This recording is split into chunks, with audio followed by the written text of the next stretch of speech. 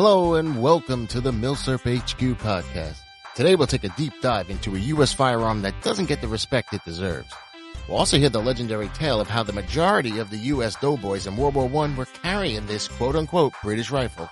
And we'll be joined by our special guest to talk markings, stocks, finishes, rebuilds, and all things related to our MilSurp of the show, the firearm with 100 names, the U.S. Rifle, model of 1917.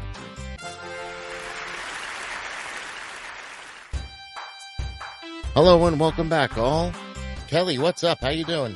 I've been pretty well. How about you, Tom? I'm good. I'm excited to rock with this gun. And let's just settle this now. This gun has so many names, it's ridiculous. During my research, it was the 1917, the M1917, the P17, the P-17. I'm not done. The American Enfield, the P17 Enfield, the P17 American Enfield, and so on and so on. I call it the 1917. I write it as the M1917. That's it. What do you call it? Yeah, usually when I'm just describing it, I'll say like 1917, or if I'm like writing about it in a post, I'll say U.S. model of 1917. None of that P17 stuff or the infield nonsense. It's not an infield. It's a different rifle. Yeah, when P17 Enfield. When I see that, I'm not even sure what they're saying half the time. It's like three different guns in one. You know, one of the funny ones I saw on official U.S. documents was U.S. Rifle, caliber 30, M1917, parentheses, Lee Rifle. Lee Rifle? Where'd that come from? So, official documents. Well, for me, a lot of what I like about collecting these old guns is the history and the stories and shit behind them. And this one has a pretty interesting one, especially how we ended up using a British gun when just a few years prior, during the 1903 Springfield search, it was so important to have a home-designed gun and produced gun, and so much they stole a Mauser. Instead of just buying Mausers, they stole from them. Yeah, they sure turned that idea around pretty quick once they got into the thick of it in World War I and needed rifles yesterday. Yeah. Our gun today is a Mauser-like action, too, so I want to get into a little of the backstory. And to do that, we have our resident historian, a very handsome and smart guy, me. We're going to send it over. Tom? Hey, thanks a lot, guys. Just wanted to share a little of this interesting backstory. I'll be quick, I promise. So months before the start of World War I, the British were very close to adopting a new round, the .276 Enfield, and a new rifle, the Pattern 13, at the same time.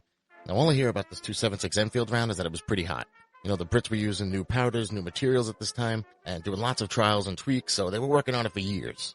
The Pattern 13 rifle was a nice, strong action and is essentially the MilSurp of the show, the 1917, just in a different caliber.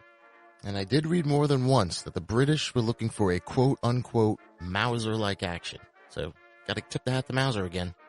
British actually had a real cool list of requirements for their new gun, and CN Arsenal has this video on it, the P14 video. You should really check that one out. It has all the characteristics and all the things they were looking for, and they get most right. We'll get to all that when we talk about the 1917 specs. But speaking of CN Arsenal, the Brits were moseying along with their Pattern 13, tweaking it here, trialing it there, and then war were declared. Homage. So, no way is it a good idea to try to change over to a new rifle and a new round in the middle of a war. So, there goes that. Now, I'm leaving a lot out here. Go watch that video and see an Arsenal. Get the whole story. But essentially, the Brits didn't want to waste all their time and effort, and so they tried to at least get their new rifle out there. So they asked around, asked Vickers, PSA, can this be chambered in our current round? Can we use it? Rim and all. And they could. The Pattern 14 was born. Again, this rifle, too, is the 1917 essentially, but a different caliber. We're almost there. Now I'm going to leave a little more out here, but Vickers had some issues. They couldn't do it. This rifle could not be made in the homeland. So they hired J.P. Morgan, brokered some deals, leaving some more out. Winchester and Remington sign up. Remington was so invested in the deal that they created an entire subsidiary company, Eddystone, on 33 acres to make it the largest factory in the world at the time. It's pretty crazy. So I'm leaving some more out about interchangeability issues. After that got fixed, they all got rolling and was steadily producing for the Brits. Even though they weren't using them at the front lines at all. Mostly these were used to free up SMLEs for the front. And just about at the end of the British contract, once again war, this time the USA. And the only problem now is we're going to have more troops than guns. And that's a pretty big problem. We're not going to wrestle the guys. You know, there's some conflicting numbers, but the general numbers of guns on hand were 600,000 1903s and 160,000 Krag rifles and a growing army, so you need more guns. They wanted to make new 1903 Springfields, but Rock Island Armory was already shut down, all the guys were retired or onto other things. Springfield had to reduce force. It would take months for them to get ready. So the U.S. looked over at Winchester and Remington, who had a bunch of machinery all brand new, but still were looking to see if they can make 1903s. That too would take too long, too much money, you have to train people, it just wasn't going to work out. So finally they said, hey, we're already set up for these P14s. Why don't we just try it in 30-06? They tried it. I'm leaving a lot out. It was good enough. Not great, good enough. And those aren't my words. Those were the initial reports. Because I like the rifle. Spoiler. So Winchester, Remington, and Eddystone stopped making their P14s, started making these model 1917s. But after some more interchangeability issues with Winchester and the other two, things got rolling. And especially at Eddystone, it got really rolling. Record numbers. So all three were putting out our MILSURP of the show, finally there, the U.S. Rifle model of 1917. Or the P17. Or the American Enfield. The Lee Rifle. Whatever you call it. That wasn't bad, right?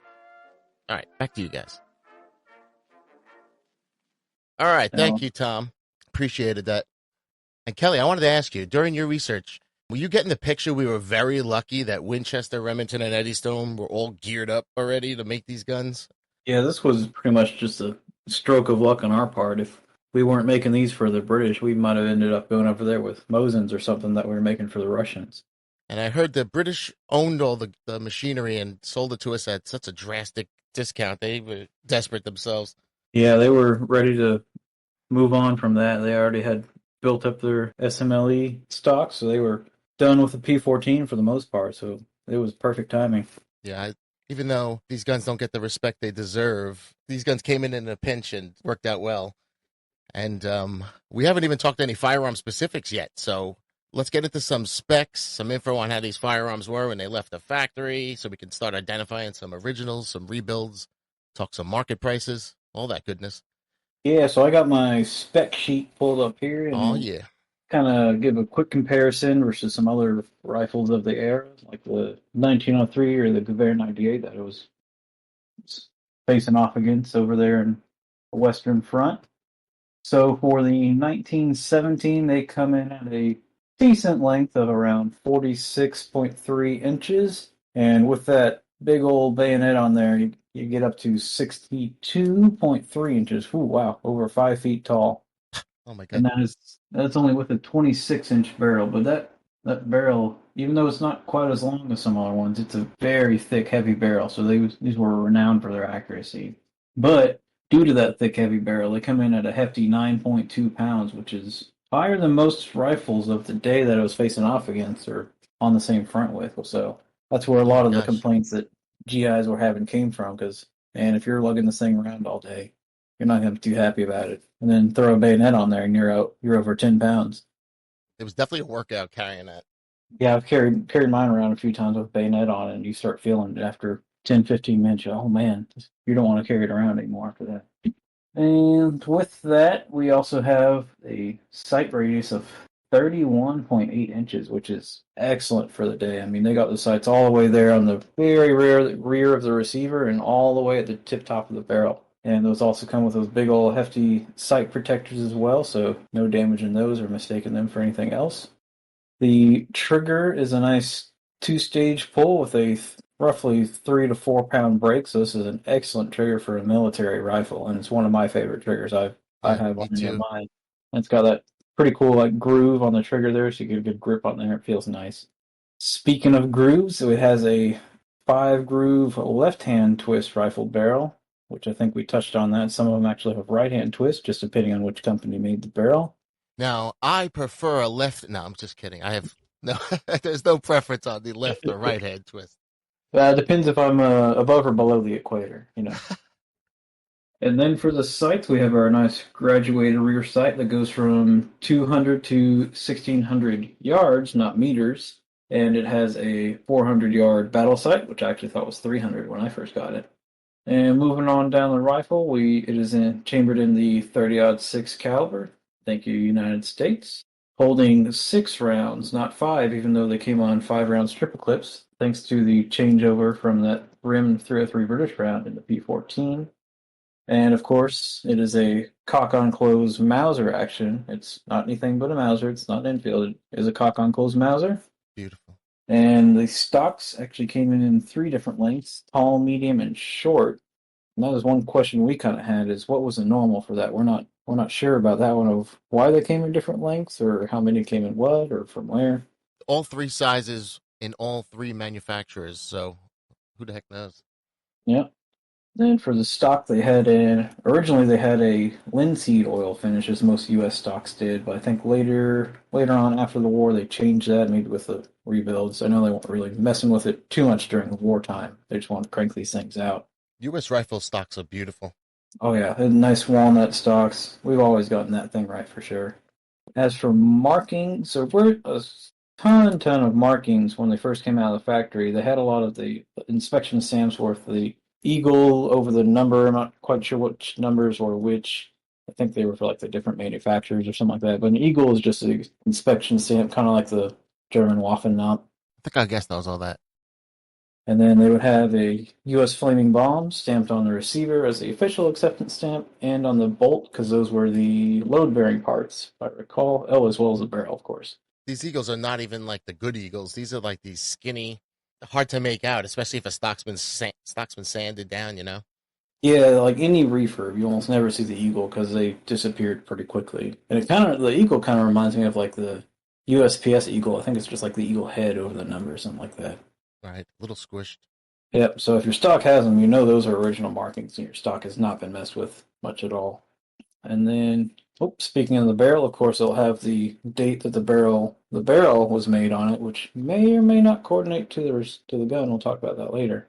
And then, of course, you'll have the serial number on the receiver itself and only on the receiver itself. So if you ever see someone that says all matching on a 1917 or really any U.S. rifle, you know they either don't really know what they're talking about or they know exactly what they're talking about because they know how to look for all the little pieces and parts everywhere, kind of like German stuff. Well, German stuff, they serialize everything. It's very frustrating. You know what type of part was on there. That's I guess the best you can do. Yeah, another thing they did was every manufacturer stamped the first letter of their name on there. So like a W for Winchester or an R for Remington. They stamped that on each and every little part except for the really small parts like screws and stuff like that. But if you look at these, you'll see a little E here and there, a W here, an R there. And if you have a rifle that has all of the same letter, maybe that's all from the same factory and all original. So there's one hint you can kind of use to when you're looking at these is try and match up all the letters. And there's some hidden ones too. We'll talk about that later as well. Yeah, and that's fun because there's a lot of those little letters all over the rifle. Oh yeah, there's at least a dozen of them that you got to find. Probably more than that actually. Right, even the ones inside. Yeah. All right. So I think that just about covers most of the specs. And I mean, it's kind of hard to picture in your head, but if you want to compare it to some rifles of the day, maybe something that you have yourself, we can compare it to, for example, the 1903 that I was directly competing with. And that came in at 8.7 pounds, which is a full half pound Wow. lighter, which is a pretty significant amount with something that you're holding out, like fully stretched out with your arms or walking around with all day. The 1903 was only 43.2 inches in length as compared to our 46.3, so 3 full inches shorter, which doesn't sound like a whole lot unless you're talking to my That's girlfriend. that's a lot though.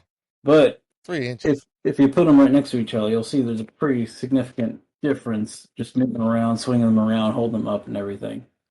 When I And pick up the Garand, I think it's a long, heavy rifle, and it's barely heavier, and it's a lot shorter than the 1917. oh yeah, it makes up quite a difference. And then of course, 1903 had a 24-inch barrel, so there's where those 2 of those inches difference came from. But you'll never know the difference between a 26 and a 24-inch for accuracy. They were plenty accurate. They did have rear tangent sights, which at the time U.S. troops were more trained with and more used to, and they had that windage adjustable rear sight, which they definitely liked, whereas the 1917 did not. The, And we go to the other the side of cock the on close trench. and the cock on open was a big thing I heard with some of Oh, these doughboys. yeah, that's right. It was based on a Mauser 98 action for the 1903, so they were more used to that. And same with the Krag. It was not based on a Mauser 98, but it was a cock on open, so it's a little different feeling when going to the cock on close with the 1917. And hopping over to the other side of the trench, we'll compare it to the Gewehr 98. which comes in at a pretty hefty 9 pounds, which is still lighter than the 1917, just by a little bit. Crazy. But that one is 49.2 inches with a 29.1-inch barrel, so a little bit longer than the 1917, a good 3 inches longer. So noticeable there, but never, I mean, if you see a Gewehr 98, you immediately think, well, like, wow, that's a long rifle. But seeing the 1917, they're kind of deceiving because you don't think they're that long, but they really are that long. And the 1917s were more accurate than the Gewehr 98s, so they didn't even need all that extra barrel. Yeah, they really should have made a carbine version. Oh, that would be the perfect rifle right there. Right. That it was the 8 millimeter Mauser limitation. I think that sucks. Couldn't tweak it enough. Yeah, they had some spicy stuff back then. They were Breaking beating up the shoulders. soldiers. It's not an M95 though. No. Yeah, they had some intense muzzle flash and were scorching the bayonets and all that fun stuff. So basically, it was a heavier rifle and on the long side, but pretty much fit with the contemporaries. Yeah, it was nothing out of the ordinary for sure. Just that the doughboys had to go from the cock on open to the cock on close on a whole different site. So It was longer and heavier, so they weren't quite ready for that. It seemed like. all right. So now that we know the specs and all the details and all that, I think it's a good time to bring on our guest. Now to talk about some rebuilds, some markings, finishes, market trends, commons, rares, everything 1917 you'll ever encounter. We have a special guest today, a buddy of ours who's been studying the 1917 for years and is our 1917 loving pal. Zeb, what's up? Hey guys, how's it going? Thanks for having me on. Well, welcome. First off, I'd like to know what you call this gun. We said what we called it. What do you call it? I call it the M1917, just to keep it simple. Technically, it's the US model of 1917. Yeah, I think that's a pretty universally accepted one. At least it's not P17. I've heard that one Oh before. yeah, that one drives me nuts. So, so you're not an American Enfield kind of guy. It's designed by Winchester under specs given by Enfield. So it's an American gun. Yeah, so I'm 1917. I will write it as M1917, which is a little what you Yes, said. that's technically still correct because in the records it's listed as M1917. Okay. Sounds like there's a few correct ways. I also do just like, yeah, 1917, right? Well, a few of the official documents had 1917 parentheses Lee rifle. So I don't know if I've seen that, but I've definitely seen Enfield before. yeah, it wasn't a exceptionally welcomed rifle at the time. Yeah. Yeah, a lot of the troops didn't like them right away. So we've been talking about these rifles, how they came out of the factory and got us up to speed. Now we want to know a little more about the updates, rebuilds, and what happened to these guns after they left the factory. First of all, how many were made total? 2.2 million roughly. So that's a lot when you think about It it. is a lot. It's a lot more than the 1903s we had at the time. Yeah, and that was only in 2 years. Eddystone had the largest rifle plant in the world. And Yeah. it's sad that after the war, it just dissolved into the locomotive factory that Yes, leased it. originally it was a locomotive factory. They expanded to make rifles and then expanded it again. And then Winchester made the least, but they started it off, I think, first, which Yes, led to there's a some story problems. about that. Yes, they started before the drawings actually were standardized between the That's smart. manufacturers. So they had to like rebarrel a lot of guns, remake a lot of parts, and a lot of the early guns are even stamped with a star. And I heard they screwed up with the P14s with the same exact issue. That So, would not shock me. I'm not 100% on the P14s. Yeah, that's right. Because they marked them or they designated them as like yeah, same rifle situation. pattern 1914, and they put like a parentheses W or parentheses R, parentheses E Right. for the different manufacturers. And it's actually very interesting that Eddystone and Remington literally said they have to wait until they get the exact specs, and it turned out to work for them. So I don't know why you would start before you have the specs and just guess. Very arrogant, this Winchester Corporation. it's funny because they made the least.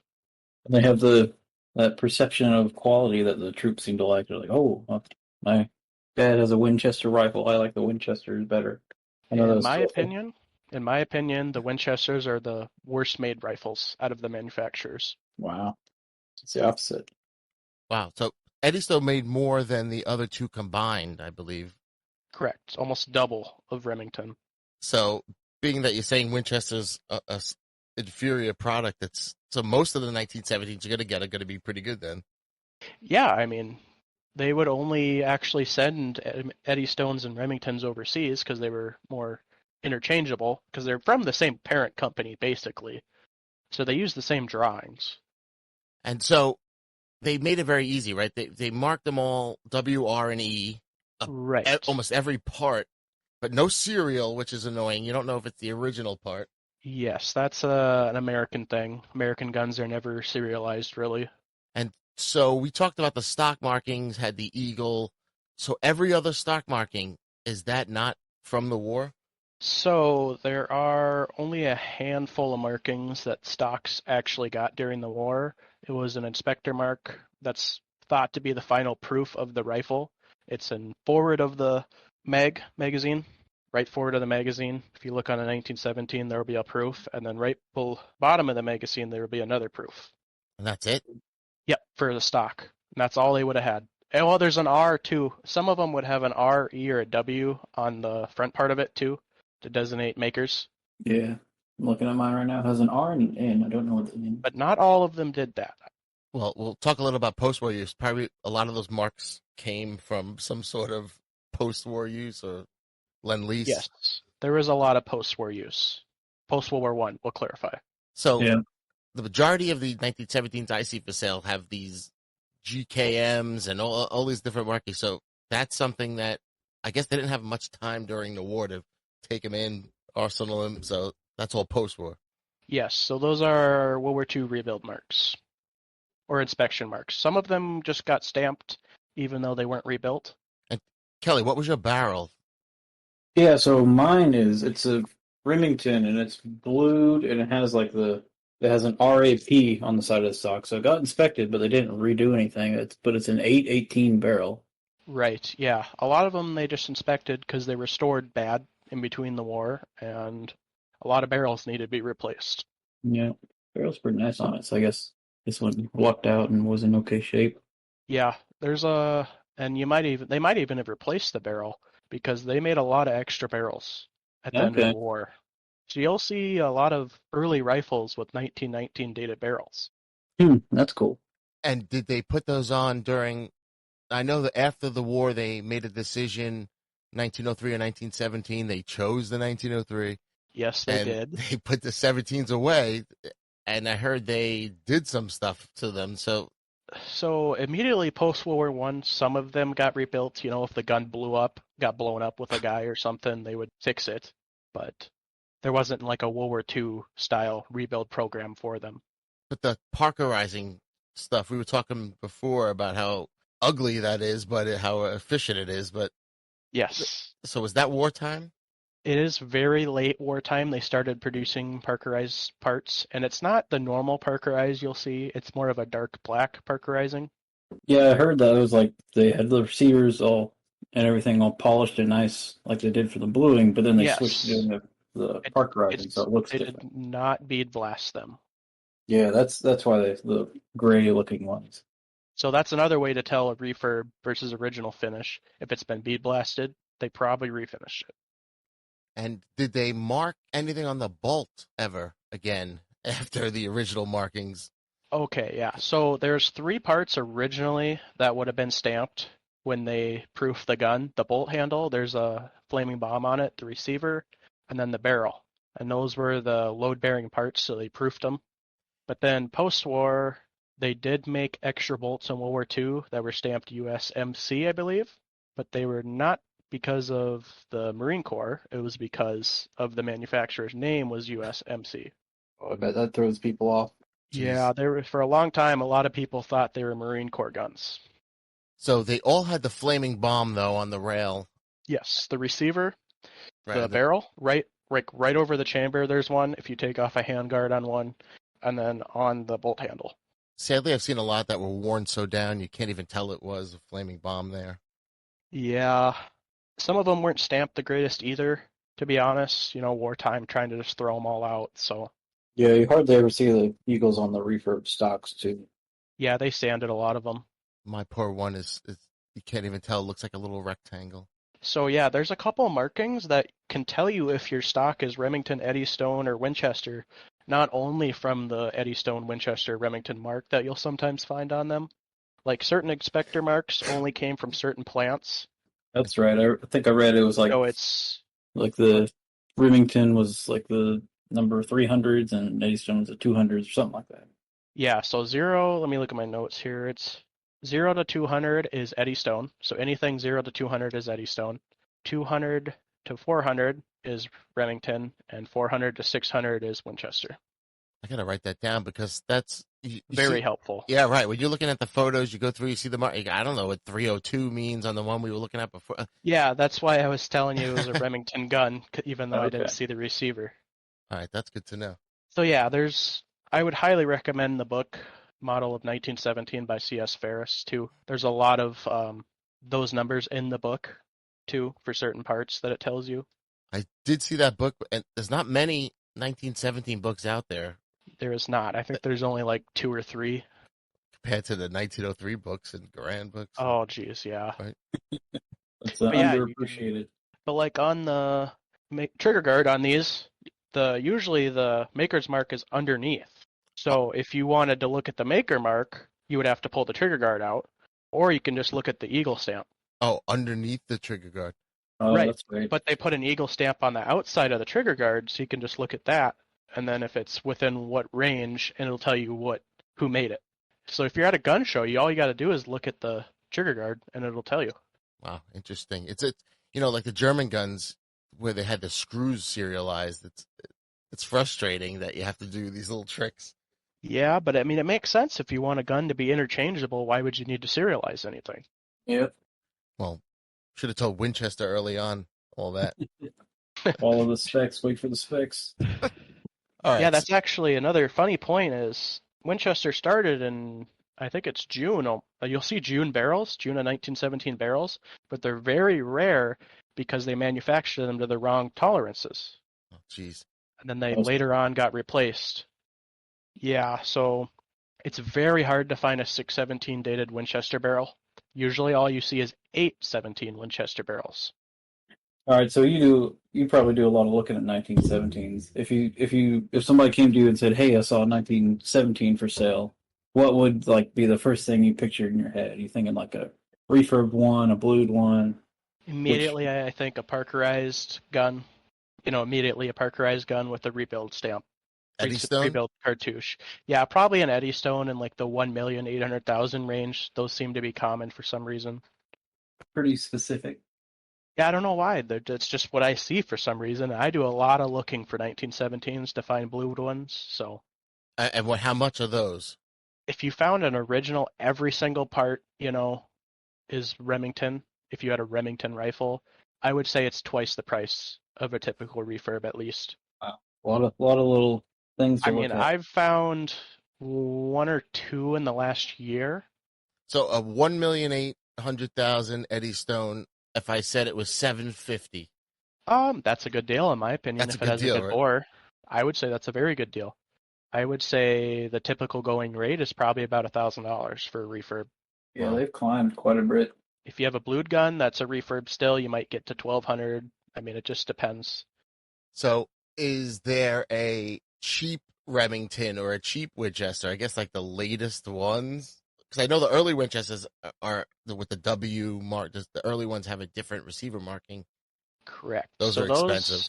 those are about a 25% increase. Oof. Yeah, they're not cheap. I mean, there's only I think they only did it to 5,000 roughly. So there's a lot of post-war guns too, because they didn't want to immediately just shut down production because it's an armistice, not a surrender, Right. So they went into 1919 for a lot. Yeah, very early 1919. All right. So let's say the uncommon ones then. Probably like what I just said, some of these Winchesters. Are there uncommon Eddystones or are all Eddystones pretty much? Like, is an early Eddystone desirable or are they just Eddystones? I'm sure earlier the rifle, the more desirable. I personally try and collect earlier rifles just because they'd have a higher chance of being sent overseas than like an August rifle, August 1918 rifle, clarify. Yeah, if anything, it's just on the boat over there and didn't make it. Yeah, or it just sat in a depot. Can you find these wartime used that didn't go through the rebuilding and reparkerizing and all that? Like how hard is that to find? Is that uncommon or is that rare now? Oh, it's very hard to find like a not refurbed rifle. Uh, Big premium too on them. So I wonder, like I've seen multiple refurb. I wonder if now, because there's so many refurb 1970s, if like just one refurb is more desirable than two. I don't know. Yeah, maybe if it only got the World War One refurb and not World War Two or something like Well, that. I mean, some refurbs are blued still, but they're still refurbs. But in my opinion, that would be more desirable. So did they change what they blued during the refurbs? They just didn't find a need to refinish it. I mean, they had so many different places rebuilding these. There's not like one set rule for they always parked this and they always blued this. They never reblued anything. They always would park it. Oh, that was it. Yeah. They Okay, wouldn't so reblue anything. If they needed to refinish something, they would parkerize it. any blued part is original bluing. Yes. The only parts that were never blued are the firing pin and the cocking piece. And the 1917 barrel year versus 1918, is there a price? It's very hard to find a 1917 barrel date that's earlier than December. So November, December, they're kind of common 1917 barrel dates, but once you get to October and earlier than that, they're hard to find.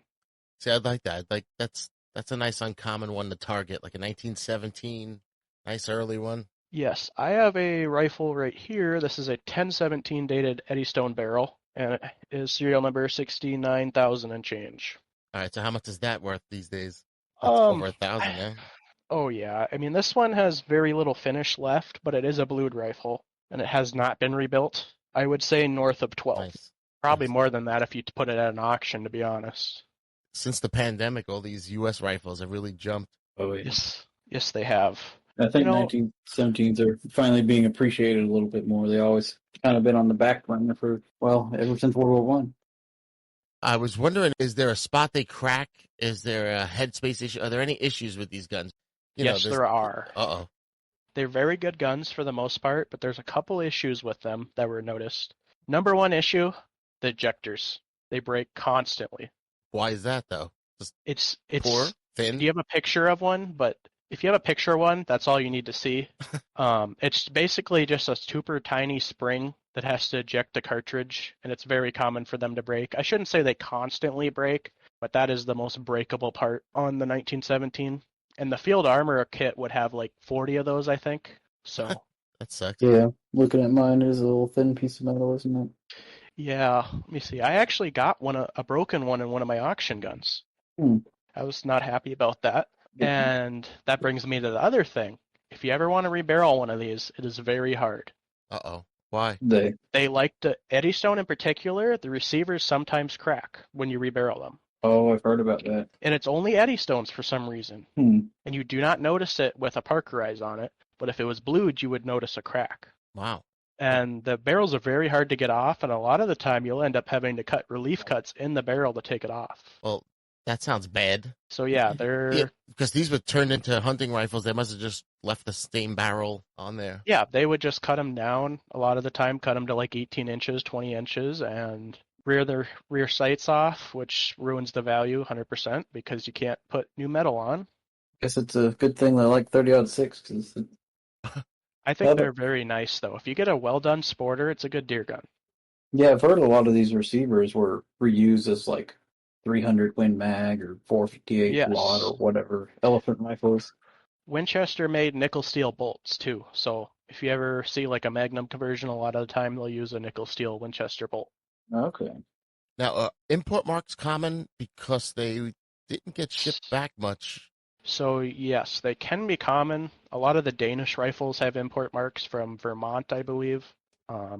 I can't remember if a lot of the British or Canadian ones have import marks or if they imported them before they needed to be import marked, but I'm sure there's a lot of them out there that are import marked. I wonder if that's a good indication of where they were post-war versus being sold through the DCM or CMP. Usually it's pretty easy with 1917s because the British put broad arrow stamps on everything.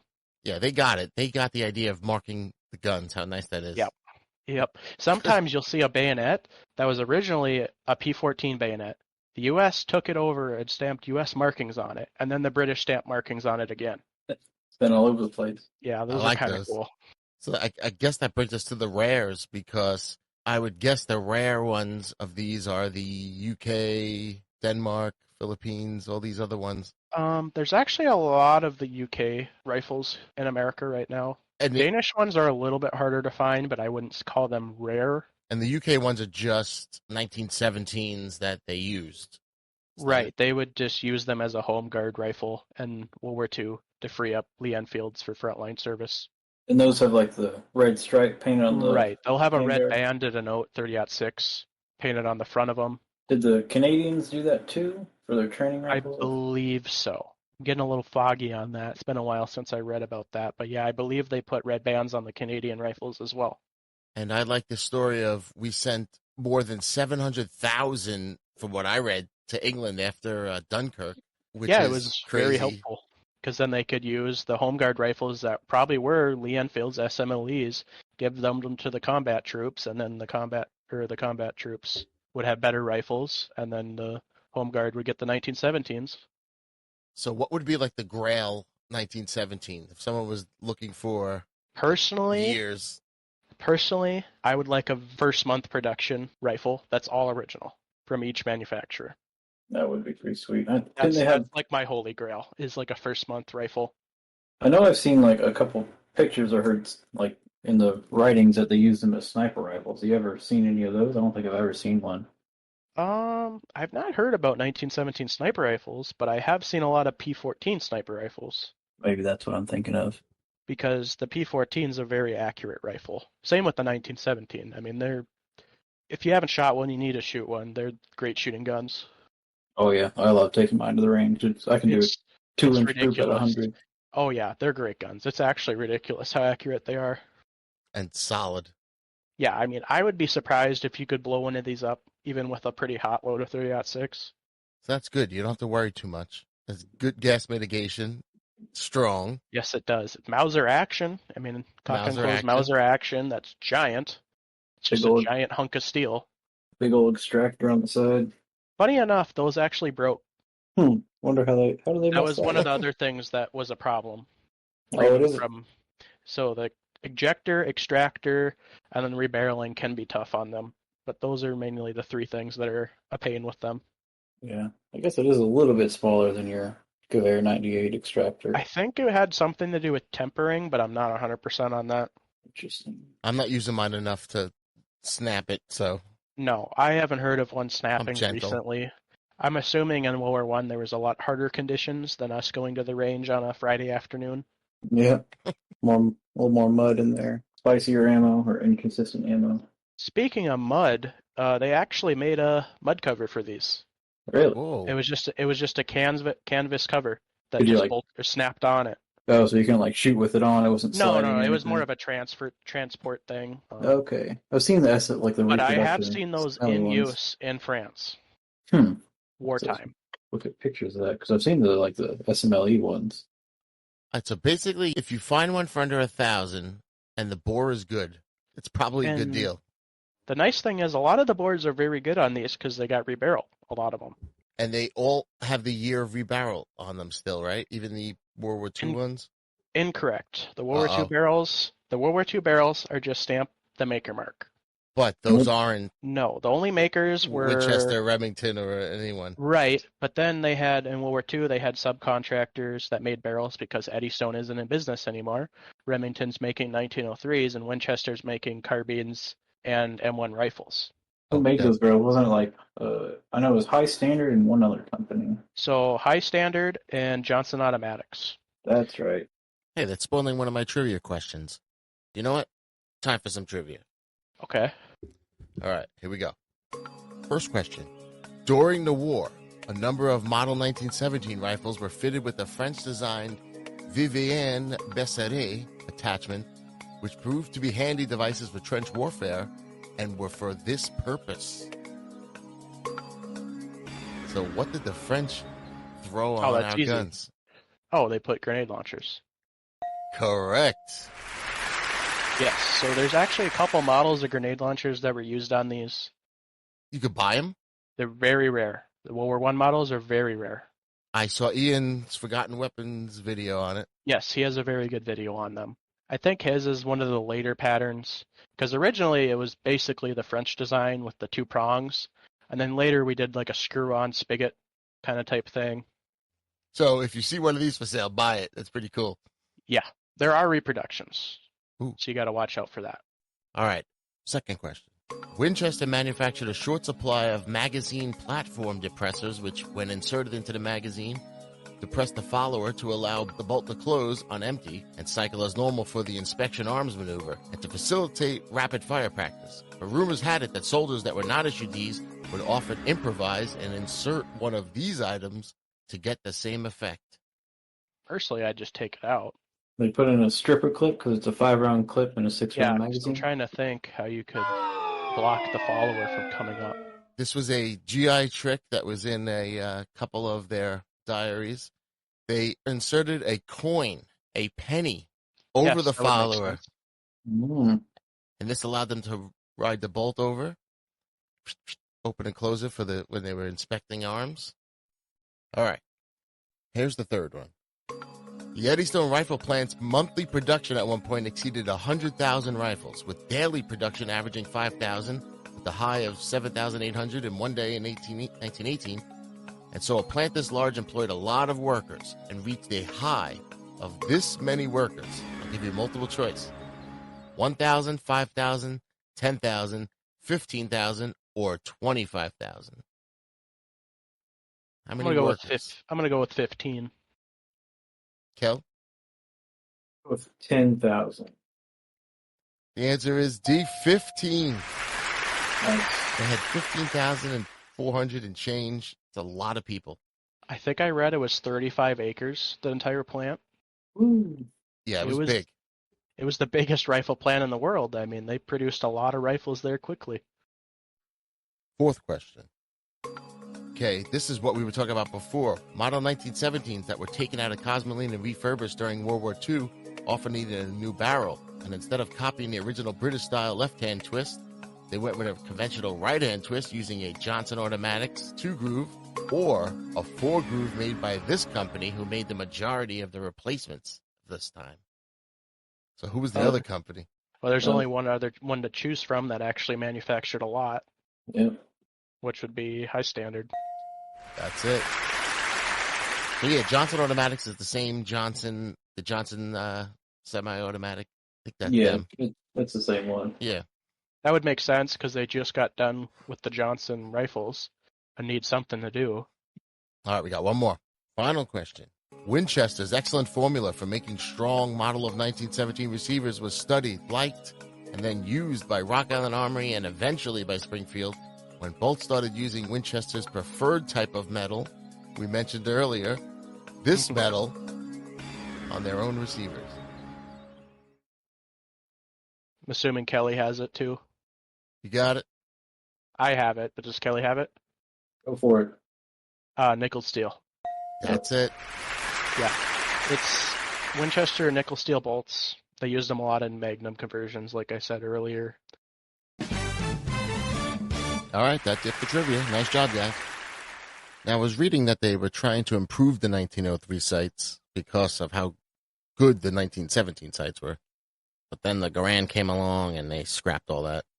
I guess they came up with the O3A3 later on. Yeah, those are pretty good sights too. I like the 1917 sights. They're my favorite rifle sights on a Milsurp rifle ever. Oh yeah, I love them too. There's the long sight radius, the front sight blade's perfect size. It's maybe a little small, but it's well protected, the front ears and the rear ears. Oh yeah, you ain't knocking the sights out of whack. Yeah, they weren't messing around. Like a 1/4 inch of steel protecting the rears. Funny thing is, originally the manufacturers wanted to zero it at 200 yards, but the U.S. government told them, nope, it's got to be 400. 400? Yeah, it's 400. That's why I'm missing. So yeah, you got to aim low. But I mean, the rule of thumb was just aim at the belt line, you'll hit them somewhere. Right. Oh, we mentioned the bayonet earlier. There was just the one, right? Yeah, the one style of bayonet. It's patterned off the P14 bayonet. Essentially, they used some P14 bayonets too early on. Yeah, I've seen the restamped ones. Yeah, those are very early ones. And then the U.S. originally made bayonets. Remington is the only company Remington and Winchester are only companies that made bayonets. During the war. During the war, yeah. Post-war, there's a lot of people who made 1917 bayonets. And how can you tell those apart? Just the date on them? Well, they're not made by Remington or Winchester, and then they'll have plastic grips too. Oh, that's right. And they'll be Parkerized. But not all World War I bayonets are blued, just because they've been rebuilt. And then, like, the super early ones didn't have a clearing hole, I think. Correct. I have one of those. Pretty proud of it. There was only 1 month they didn't put clearing holes in the bayonets. Oh, that's right. Mine, the early one. September 1917. You mean like the drain hole for the? Yeah, there's like a clearing hole right by the button on the bayonet, and on the British ones you won't see it, and on the early American ones you will not see it. But the later production ones, anything other than September 1917, you will see it. And it's the what's the name of the bayonet exactly? The M1917 bayonet. And the trench rifle, trench shotgun. Yes, the 1897 trench gun uses it. So that's another reason why they produced a lot of bayonets post-war or World War II, because the trench guns still use them. Well, why is it so expensive still? The bayonets? Yeah. I have no clue. They're really well made, though. I mean, if you have one in your hand, they're very well made. Yeah, anything U.S. is pricey these days. I love the two-tone blued, and I think it's Parkerized on the top part, but the early ones are two-tone. And no serial numbers on anything, right? Nope, no serial numbers, just a U.S. mark, and it'll say who made it and the year. And not even to the scabbard? The scabbard? No, like, there's no serial numbers. Oh, that sucks.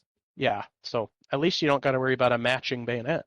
True, but would be nice to know it was matching. Another interesting thing is Remington in 1918 produced bayonets that say 1918 because they assumed they wanted them to put the year of date on the bayonet, but they did not, and they were supposed to put 1917 on them. So you will find 1918 dated bayonets, but they're very rare. That's cool. Yes, I shouldn't say they're very rare. They're rare. Again, that might be sold as bayonet one day in an auction. And I see a lot of the ones that have like the X stamp on them with an eagle, and like usually seems like a lot of 1920s dates. Was that when they made them, or just like an inspection stamp then? Oh, yeah, those are Eagle inspector marks, like the 29 or 17. So is that when they were made, or were they refurbing them? Or is that just that was just inspector marks. The Eagle 29 does not mean the date. So it's just the inspector mark. No way to tell when it was made, except for the early ones.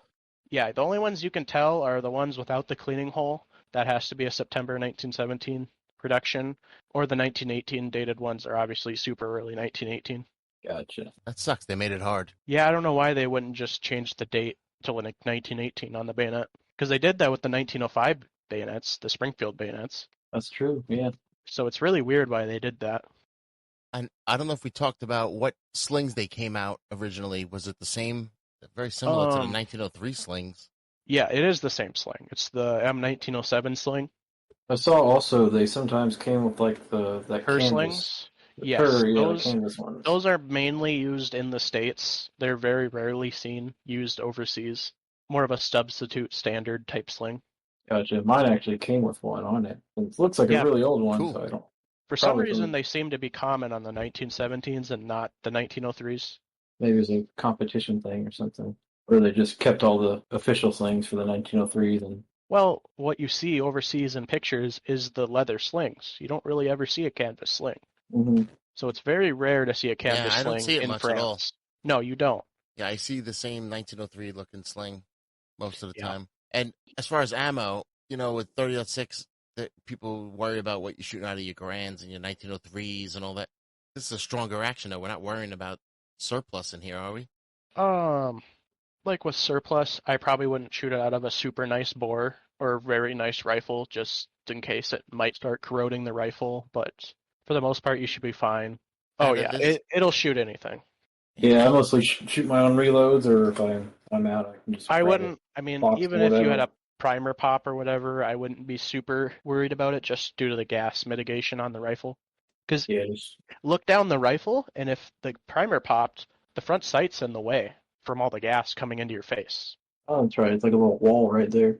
So it's actually a very safe rifle design, Good. which is a big deal in World War One when ammo production is very shoddy. Yeah, they got a little gas hole on the side too. Yeah, that's back from that 276 Enfield stuff. Yeah, I think it is downsized a little bit from that, but it's still, a very stout action. Yeah, I heard some of these did. I don't know if they blew up like the 1903s reportedly Yes, did. there were a couple that Well, did blow up, I think, due to bad ammo. Yeah, so it wasn't even just a 1903 problem. It was No, I just mean, the somebody else. 1903 thing's basically a myth. yeah, Sure, some rifles did blow up, but it was almost always due to bad ammo. Yeah, they made some really spicy loads back then.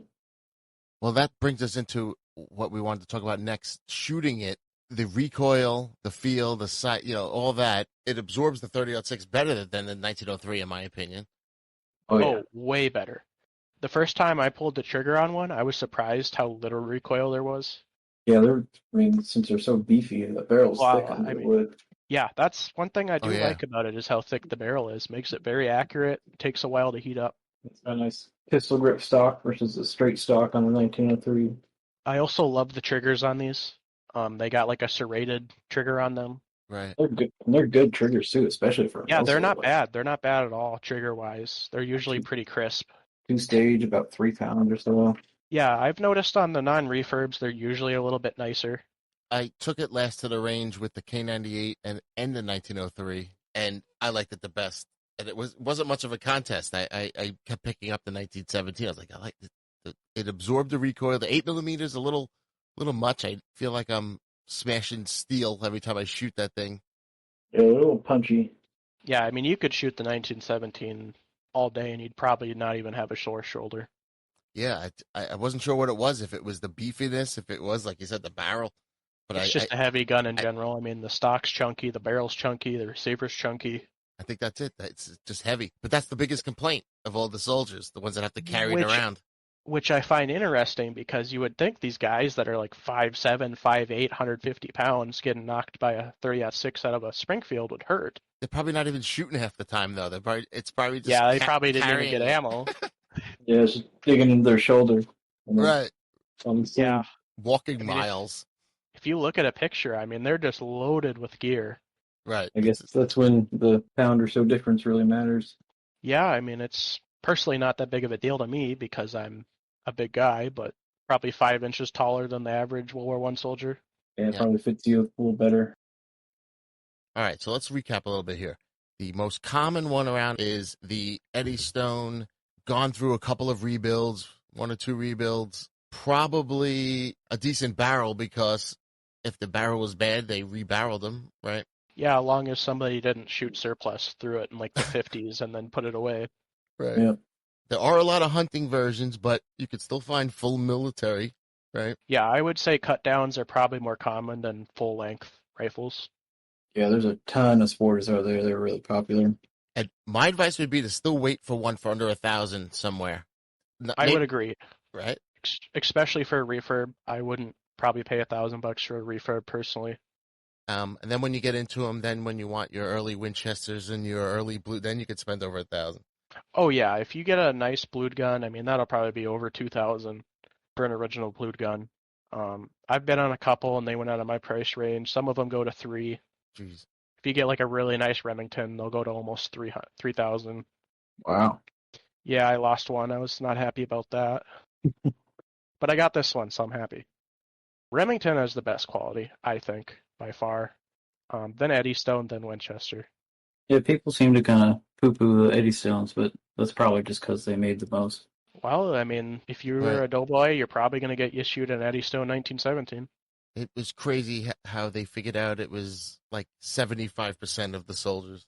Yeah, so what they did was they figured out, because everything's written down, how many guns were shipped overseas and how many were in storage, how many were issued. So I think there was something like 3 million AEF soldiers when they did the thing to figure out 2/3, and 1 million rifles were issued, 1 million rifles were in storage, and then 1 million rifles were 1903s. I think I need a Remington now. They're very nice. I mean, Yeah. the bolt doesn't even wobble on mine. Like you pull the bolt all the way out, it's tight. Yeah, mine's pretty slick as well. Would recommend. Yeah, they're great guns. I love shooting them. If I'm going to shoot a gun, I almost always bring a 1917. I just can't get over how good the sights are. Oh yeah, I mean you can hit steel all day with them. I do find it funny that the battle sight is 400 yards, You and then know you what? flip it up and it's 200. So you go down. Yeah, Usually I it's the think opposite. yes, but it's still not horrible. Just flip the sight up. Makes you look pretty cool at the range. Look like you know what you're doing. Yeah, and I think you can go to 100 on these too. Can you? Yes. Oh, there's So like a if you notch flip it up, yeah. below. That's right. It doesn't like click in, but you can push it down below the 200. All right. I think we covered everything here. Oh, I forgot one thing. They added on the cocking piece later in production. They added a slot. When you disassemble it, you can put the cocking piece onto the cocking shroud so it holds it, so you can unscrew it. Oh, because that Because it's true. originally it didn't The have bolt that. is a pain It is a to pain. take apart. Forgot about that. So yeah, later on they cut out a little part there, but that's really the only big change that they ever did. These are the same rifles all the way through, I'm a, unlike They, K98s or Type 99s. yeah, I right. mean they just wanted to keep reducing what they had and knew it worked. There is one more slight modification, not to ramble on, but each rear sight is a little bit different contour, each maker. Like the outside, the Well, the rear sight protector, each one's a little bit different. Oh, Like okay. each maker, they're just a little bit different contour. see that we need that on a website or a book or something. It is in the CS Ferris book. That is the book I would recommend. It covers almost everything. So I'm getting that book, the green one, right? Yes, the green one by CS Ferris. Um, has a lot of good info, serial numbers, part changes, which are not very many, accessories, pretty much everything. How to tell different parts just by how they're made too, because each manufacturer had a little bit different cut. Like if you look at a front band on a Winchester, they have a steeper cut than a Remington or Eddystone. Darn it, Winchester. Yeah, it's usually Winchester that has the weird cut too. Always messing up. Oh wait, there was one more rare variant we were going to talk about. Right. So it's Winchester's under 50,000 roughly. I don't think there's like an exact number, but they would have a star right on the left side of the receiver. And it just means Do not send this to France because it does not work with other rifles. Yeah, they started too early. Because if you have Private John put a Eddystone bolt in your Winchester, it might not work. well, the armorers must have been really upset. Well, yeah, that's why they sent them right away. And there was actually a mandate not to send Winchester rifles until January 1918. Now I want one of these. A It's, W I mean, marked rare. yeah, I mean, they drive a premium, that's for sure. Winchester rifles in general drive a premium. And then on top of that, if they're blued and a 4-digit serial that has just a W, those go for a lot of money. Yeah, everyone likes the Winchester. Same with Koreans. I don't understand Yep. it. They're not even made as well. Well, I think it's all Wild West stuff. Yeah, boomers. Oh, the original boomers. They're good company, though. Don't get me wrong. I'm not hating on them. Well, their tube magazine was the one that started everything with the tube magazines. I just think they do have the nicest finish. I'll give them that. Out of all the 1917 rifles, the early Winchesters have a very nice finish. That's what they were good at, their finish. Yes.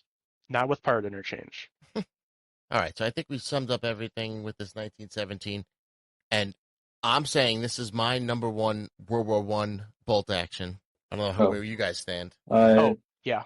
One or two for me. Uh-oh. I mean, you could say the SMLE, but it's rimmed. Yeah, no, not the SMA. I really like the Japanese Type 38 carbine. Western front Yes. rifles. We can go, yeah, that is a good gun. It's just a little long. No, I was thinking the carbine. He likes the short one. Oh, yeah, the Type 38 carbines are nice. It'll be anything. Such an easy shooter. Dust cover and everything.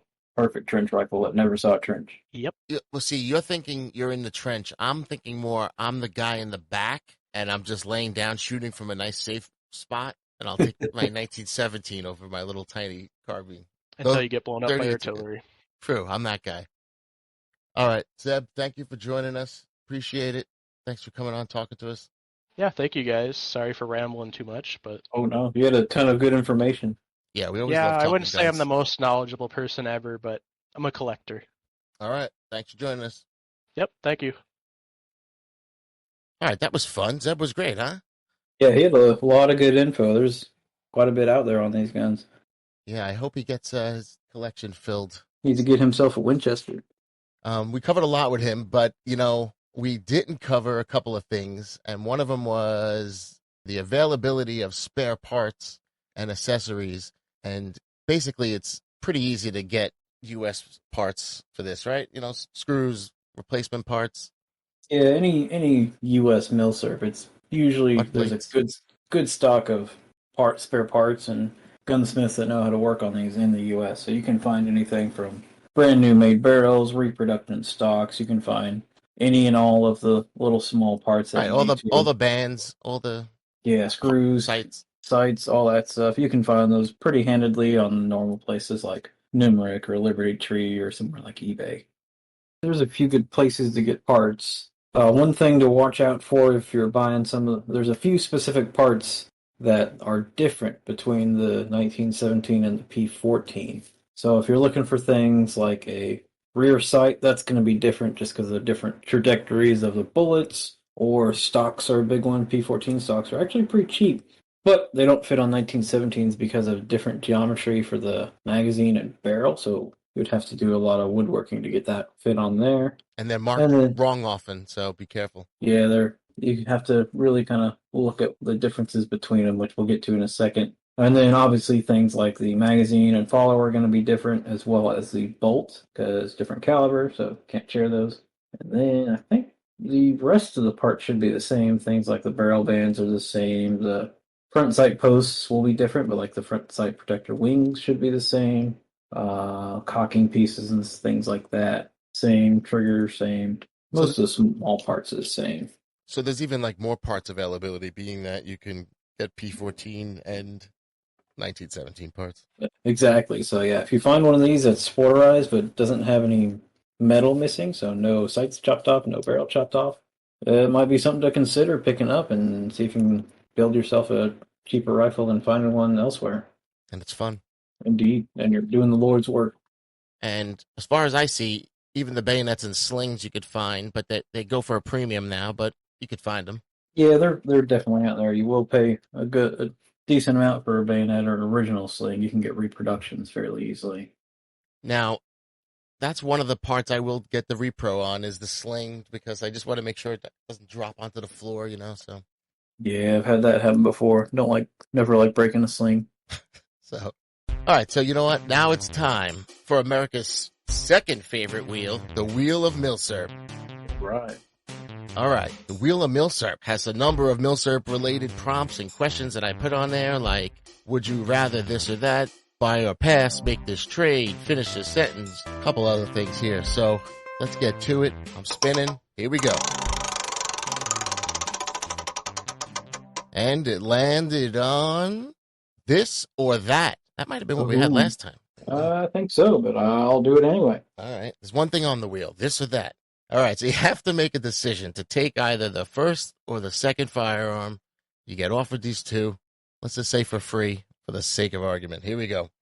Free, I'll take them both. All right. Number one is this. The great-grandson of a Remington employee contacts you, offers you an early, all-original 1917 that clearly saw no service, but has a serial number 15,000 even, and he has a letter from his great-grandfather who said it was gifted to him at Remington. He has some photos of the ceremony of him getting it, but nothing else. No other writing official from anything. All right. That's a gem right there. Right, so unissued, great condition, cool serial. You got your letter and your pics. The great-grandson of a World War I soldier, brings you a sporterized and beat-up 1917, cut stock in hunting configuration, so it's drilled and tapped with some random scope on top. It's rusted up a bit, pitted a bit, cracks here and there. But he has a letter from his great-grandfather mentioning he was allowed to keep the gun. Just a letter from him, and some time period photos of him with the gun that you could see clearly it is the gun. So it is a World War I soldier, poor condition, random serial number, but it was used. Not officially a letter, but enough to you'll think it was used. Well, Kelly, this or that? Unfortunately, this is the easy choice for me, as the sporterization really kills it for me. I mean, the provenance, it's kind of cool. It's not official military use, it seems like. You can't 100% guarantee it. But one straight from the Remington factory. I will say this. The letter was from M1918 saying, I get to keep my rifle, and he wrote the serial number in the letter. So it's in a weird official way. You believe it, but you know it's not official that you could, Oh, say. okay, it's not from the army. Right. It's not an army, but you believe it's definitely used by him. So even though it is cut. Hmm. Yeah, I'd still probably have to go with the factory fresh Remington with the guy getting it from the Remington factory. That just sounds like a really cool story, and having a gorgeous original one like that would be what seals the deal for me. All right. Well, I have a surprise for you. To have the great grandson of a Remington. No. Uh, Well, I was debating it as well, and I agree that the sporterizing and cutting it makes you cry when you see that. oh yeah, it hurts. That's I one let, thing to look out for when you're buying them. Sometimes there's some sneaky sporterizations or restored ones out there. let's say it's not sporterized. It's in shit shape though. It's not drilled and tapped. It's just in shit shape, rusted, pitted, cracks, and everything else the Mm, same. Does it change anything? possibly if it's original configuration, but has like, for the most part, proof that it was used. That could change the deal for me. Some people wanted to have, like, knowing that it wasn't used in war is a big deal to a lot of folks. I guess that's the point of this question, because that gun wasn't used. Yeah, some people really pay a premium for like military acceptance marks and things like that. So in this case, I might have to lean that way. All right. Congratulations. I don't know any of these people, so we're not getting these guns. That's okay. I expect it on my doorstep next week. All right. I think that covers all things 1917 in this episode. Let's give a little recap of some things we learned. Let's see here. We early on learned about the gun, where it came from, what factories, why we were using a British gun, who made them, how many, who made the best, the worst, all the stock cartouches. Different finishes they had coming out of the factory versus the either post World War One or post World War Two refurbishment processes. So there's two of those to keep track of. And I do like that all of those cartouches you see are post-war. Those initials, a lot of those are World War II. Yep, RAP, OGEK, things like that. See one of those or like in the square box, it's at least seen some sort of refurb. We did some trivia, learned that the doughboys used pennies as mag depressors, that the French gave us dangerous grenade launchers. Thank you. Good old French. Eddie Stone had a whopping 15,000 employees. It's crazy. The battle site was 400. Yep, and there's a little tidbit about you can actually go below the 200 mark. There's not a 100 mark, but you can go below it, and that's around 100 yards if you're doing some target shooting. I got to try that next time. We talked some bayonets and slings. We learned that 30-06 is pretty easy to find and reload. That was Oh good. yeah, especially in the U.S. We all said we enjoyed shooting it. That was great. Yep, definitely one of the best Milsurp shooting rifles out there. All right, so let's do a little bit of the recap of our prices here. Our most common found is going to be some sort of Eddie Stone rebuild. And if you just want one for your collection, this is probably the way to go, right? Yeah, Eddie Stone, of course, it's the most common, and most 1917s saw a couple refurb processes, so they're probably going to be Parkerized, completely reworked with all a mix of parts. So an Eddie Stone Mixmaster, that's going to be the most common one you see if you just want one to throw in your collection and say you have it and take to the range every now and then. That's going to be your go-to, save you a few bucks. And Uh, those, geez, they're reaching 800 these days, roughly around there. right, you'll see 1,000 all day long, but you can get them in the 800 in certain auctions, and you get a little luck. Yeah, go to a little rinky-dink gun store. Maybe they'll have one. But a lot of these places now, I'm seeing 12, 1,300 for full World War II rebuilds. So I don't know. Yeah, they've really increased in price in the last few years. I mean, I got lucky and snagged mine for $650, and it's not even refurbed. Okay, so that's the common prices. So if you wait a little bit, you could probably get it a little earlier, Remington or Winchester, and now we're talking 12, 13, 1,400 easy.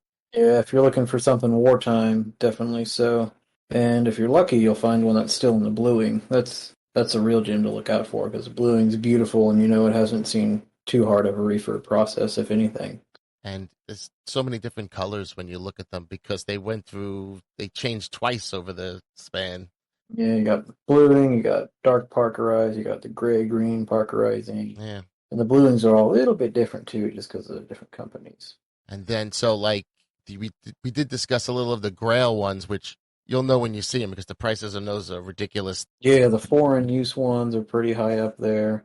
The Canadian British returns aren't too crazy, and they'll have that red paint stripe on them. But they still command a little bit of a premium.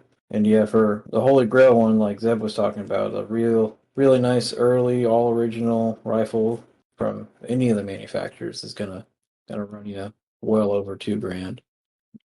Speaking of harder to find rifles, there's another cool variant of these, or not really variant, but user is the Danish, but not in their normal use, and they use it in Greenland. It's on the sled dog patrols up there in the north, and they actually still use these 100-some-year-old rifles up there in Greenland to defend themselves against polar bears because they trust the 30-06 round and the action doesn't freeze up.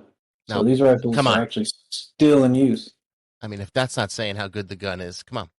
Yeah, I mean that's got to be one of the longest serving rifles now. Polar bear ranked and serving for how many years is that now? What, 100, 100. 105, 106? Yeah, there you go. Another one that you'll probably never see, but will be really cool to have and very expensive if you ever found one, was the ones that went to China. The U.S. donated a bunch to China for World War II. And them being a little bit of smaller stature guys, they were having trouble with the length and weight of it. So they actually chopped them down. So they look exactly the same as regular 1917s, but they're just like 4 inches shorter. They moved the barrel bands back, they moved the front sight band back, so it looks like a 1917. It's just a little 1917 carbine, which would be super cool to have. Oh, and how many people sold it as thinking it was just cut down junk? Or how many fakes are out there, too, is another thing to Sure. think about. I think they have a couple of marks. I hope they do. The Chinese like to mark their rifles, so. Oh, yeah, and I'm I'm sure betting. they're beat to hell because they used them for decades. Wait, so basically, if it's a foreign used 1917, buy it. Yep, pretty much. That's what I'd say. All right. So I think that's it. I can't recommend this one more because I even said it's my top World War I rifle now. Yep, number 2 for me. Well, until I start researching the next one from World War One, and then that's going to become my next favorite. Yeah, yep, there you go. Oh, I guess one thing to mention is when you're out there trying to buy one, make sure you don't accidentally buy a P14 because they look almost exactly the same. So, And they're listed wrong a lot. Yeah. oh yeah, that can be one little trick to get you a cheaper one is to find one that somebody's like, oh, British rifle, and they don't know what it is. They don't know if it's a P14 or a 1917. So So, things you, well, yeah. What do you look for? um, the most obvious thing will be the little unit identification disc in the stock, or a hole where it was plugged with a chunk of wood. Those are P14s, and the P14 stock does not fit on a 1917 without modification, so if it has that, it's most likely a P14. Other tells will be the receiver bridge will obviously look a little different. It won't say US model of 1917. It'll just say Eddystone or ERA or Remington or R on there. And then there'll also be a serial number on the bolt, which the US rifles do not have, unless they were in Canada or England or Danish or whatever, but those aren't that common. Oh, that's a good one. Yep. And then these aren't common, but sometimes on the left side, they'll still have the volley sights, which the US rifles never had because they got rid of that silly feature. But on the P14s, they often still have the little discs where they were mounted on the left side of the stock. So that's another tell for a P14. Yeah, that's what mine has. They went through that whole Whedon depot.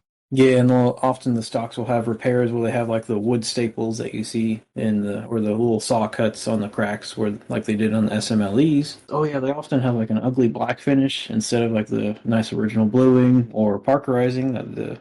I guess bluing is what the P14s would have had. They have like an ugly kind of black finish like the SMLEs sometimes have. Be sure to get up close and personal, or if you're on an auction or something, take a look at each picture in detail. But yeah, that's good. If you're looking for a 1917, take a look at the P14s also in case someone mislabels it. Yep. P14s usually go a little bit cheaper than the 1917, so hot tip for you. No reason not to get both. I agree. 303 is also pretty pleasant to shoot, and especially out of a P14. And these are trending up, so don't hesitate. If you're thinking about getting one and you made it this far into the podcast, then you really should go buy one because we're not blowing smoke up your ass. It's good. Yeah, get one of these yesterday. Don't bother with any of the K98 or any of that silly German stuff. Just get a Too much money 1917. Yeah. All right. All right. That's it for us, I think. Kelly, All another good right. one. Yep. Thank you all for joining the Milsurp HQ lengthy podcast and listening to our rambling. We're getting shorter, though. You'll see. We're getting there. This is number 2, so we're practicing. Reach out, contact if you have something to say, want us to talk about something, whatever. Yep. Hit us up on Discord or Reddit. We now have a Milsurp trivia subreddit, so check that out as well. All right. Laters. See ya.